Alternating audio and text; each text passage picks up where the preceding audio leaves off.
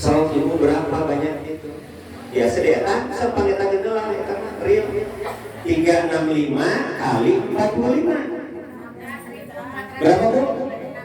16.000, 17.000 lah ya, 17.000. Sekarang bandingkan kalau kita sholat di Madinah 3 hari, subuh 3 hari, berarti 3 subuh, 3 kali subuh berarti 3.000. Turbo ulang 20 tahun, kita 60 tahun, baru 17.000 kali sholat subuh di Madinah 3 hari 3.000. Kalau ini 17, berarti tinggal dibagi berapa bu? Bagi satu saja. Berarti harus 17 kali kita sholat subuh. 17 harian bu di Madinah. 60 tahun kita sholat subuh itu atau sholat wajib itu. Ini gambaran bu. Makanya Allah mengistimewakan ini. Pertama bu, Allah mengistimewakan tempat Madinah, apalagi kalau di Masjidil Haram. Berapa? 100.000 kali. Ya Allah. Tadi berapa bu? 50 tahun sholat subuh 17.000. Di mandi di Mekah satu kali sholat selesai. Masih ada sisa. Satu kali sholat kita di Masjid Haram di kota Mekah sama dengan 100.000 kali. Aduh, diistimewakan oleh Allah. Jadi ada tempat-tempat yang harus istimewakan, berpengaruh terhadap diri kita. Arafah lebih-lebih lagi. Haji tidak sah kalau tidak ke Arafah. Doa kita pasti dijawab kalau berdoanya di Arafah. Ini tempat yang istimewakan, termasuk di dalam Masjidil Haramnya, termasuk kalau di Nabawi di Raudhahnya yang secara umum dipahaminya memiliki keistimewaan. Nah ini ibu tempat-tempat yang Allah istimewakan, termasuk di Aqsa. Kalau di Aqsa ibu kita sholat di sana itu 500 kali lebih baik, lebih utama. Makanya kenapa Rasulullah memerintahkan kunjungi tuh 3 tempat itu, Masjid Nabawi, Masjidil Haram, dan Masjidil Aqsa. Ini tempat-tempat yang Allah istimewakan. Jadi tempat itu berpengaruh pada kita, berpengaruh pada amal kita, berpengaruh pada diri kita, mempengaruhi. Yang kedua ibu, ada tempat itu yang Allah berikan aturan-aturan khusus. Contoh, toilet, ada aturannya? Ada. Buktinya apa? Masuk harus langkah kaki. Nah itu Allah berikan aturan. Berikan aturan itu. Kalau keluar langkah kaki kanan. Kalau sedang menghajat harus menghadap ke. Bagi kita tidak ke kiblat, tidak ke membelakangi kiblat. Itu kan beri aturan khusus. Allah berikan. Rumah ibu-ibu, di rumah ada berapa tempat yang diberikan aturan khusus? Halo, dari bunyi. Satu, rumah secara keseluruhan. Apa buktinya bahwa rumah ada aturan dari Allah? Kalau masuk harus salam. Kalau masuk selain salam harus basmalah. Tuh, itu aturan. Oleh Allah diatur itu. Ya, jadi kalau masuk rumah walaupun rumah sendiri jangan selonongkoy kayak ayam. Oh, enggak, ini serangan. Iya, rumah Anda, tapi Allah buat aturan. Kalau masuk ke rumah salam, dan kemudian disusul dengan basmalah. Sampai Rasul berjanji, jika Anda salam membaca basmalah, setan iblis akan keluar dari rumah Anda. Jadi terkadang tidak perlu mengundang tim pemburu. Usir saja oleh itu sendiri. Assalamualaikum warahmatullahi wabarakatuh. Bismillahirrahmanirrahim. Sampai Rasul itu, setan iblis akan keluar dari rumah kita. Naonan undang pemburuhan itu, langsung kena botol komo. Nah, hantu-hantu teh belagu-belagu teh, kayak juri belagu-belagu teh, langsung kena botol tidak bisa apa-apa, hari tembus bisa, hari tembok bisa ditembus, kan aneh. Nah ini gambar ibu-ibu. Lalu tempat di rumah, selain rumah secara umum ada lagi yang diatur oleh apa? Tadi ibu bilang apa? Kamar. Ada apa dengan kamar? So, apa aturannya bu? Tempat tidur di kamar. Tempat tidur di kamar. Itu mah talajumnya ibu, kebiasaannya. Ini aturan dengan kamar, apa aturannya? tempat tidur kan kamar itu, oke? Maksud kamar tidur kan ada kamar mandi, ada kamar tidur, ada ruang makan. Ini mah kamar. Apa aturan yang ada di dalam kamar? Kenapa Bu? Kamar salah? Oke? Nah untuk aturannya kaitan dengan waktu aurat. Bahwa kamar itu memiliki aturan yang diaturkan oleh Allah.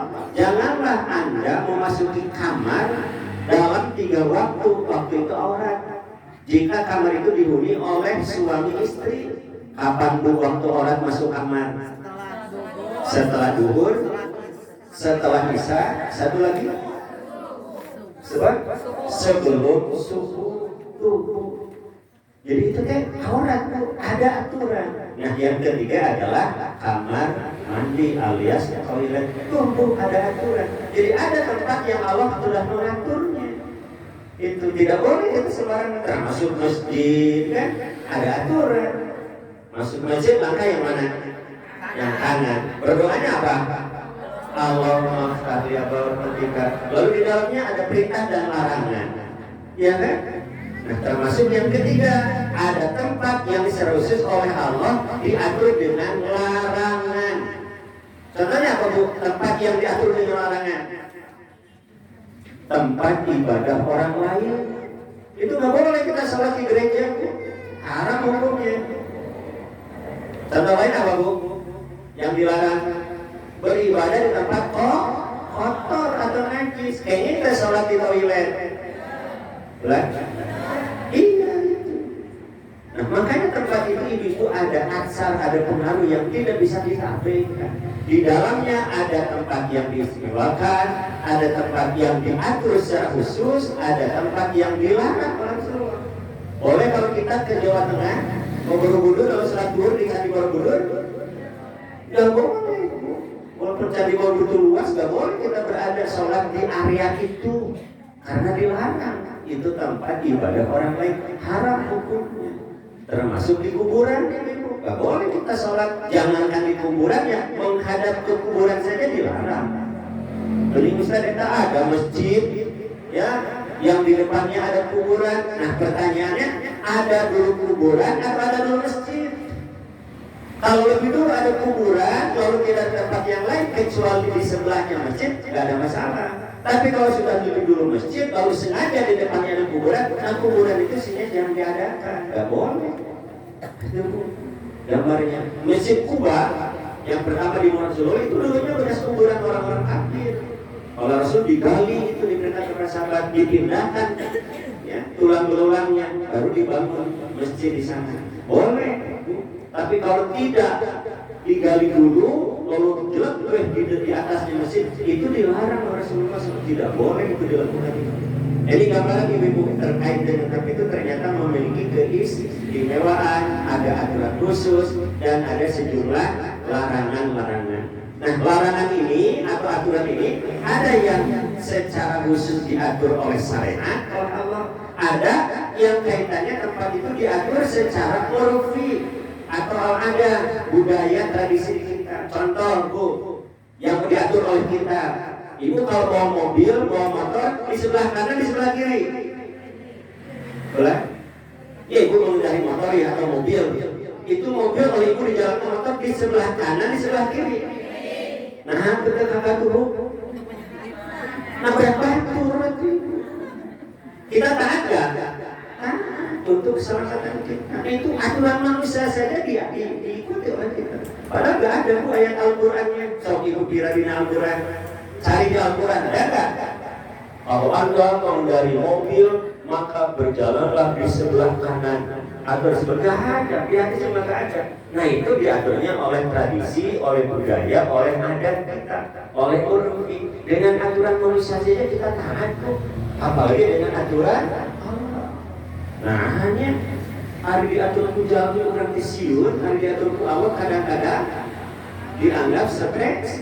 Itu seperti berkendaraan. Coba Ibu lihat di sini. Itu berlaku di Indonesia. Kalau di Arab sebelah kanan.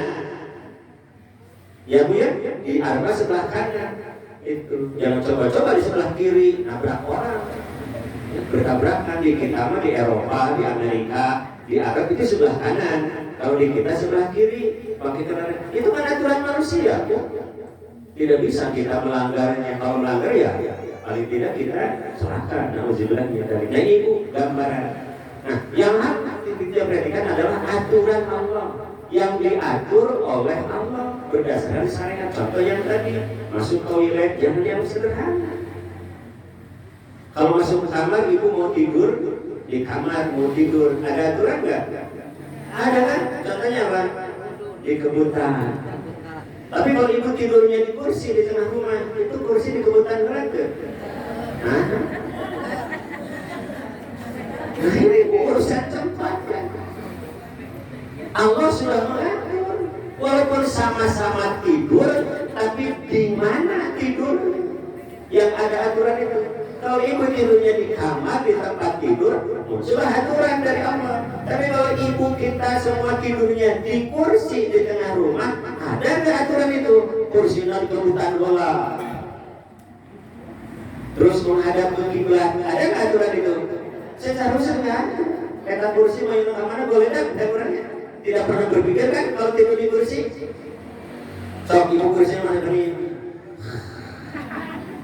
Ada aturan tidur harus mana? Dan berpikir kan kita juga. Tapi begitu kita berbaring di kasur tempat tidur, berpikir kita menghadap ke mana ini? Kalau kadang-kadang kalau di kursi suka berdoa nggak kalau tidur? Bablas lagi nih. Bismillahirrahmanirrahim. Ya wamat tentu. Si kadang kursi mah nurutan kerek ker. Bangun tidur gak pernah alhamdulillah di ahyanan. Nah ini ibu gak pernah. Nah yang pokok ibu Imam Al-Bukhari sengaja membuat khusus bab tentang tempat ini dengan diberi judul Tafsiru Mawadil Ibadah. Bagaimana cara kita memperbanyak tempat ibadah agar menjadi saksi. Itu Bu. Nah ini yang perlu menjadi catatan kita. Jadi sekali lagi tempat itu sangat berpengaruh pada diri kita. Bahkan Rasulullah SAW mengatakan ittaqillaha haitsu ma kunta. Bertakwalah kalian kepada Allah dimanapun Anda berada. Itu berarti kaitan dengan kita. Dan orang suka beda-beda. Kita ini suka membeda-bedakan. Takwa itu kadang-kadang tidak dibawa ke manapun. Jadi takwa itu hanya di tempat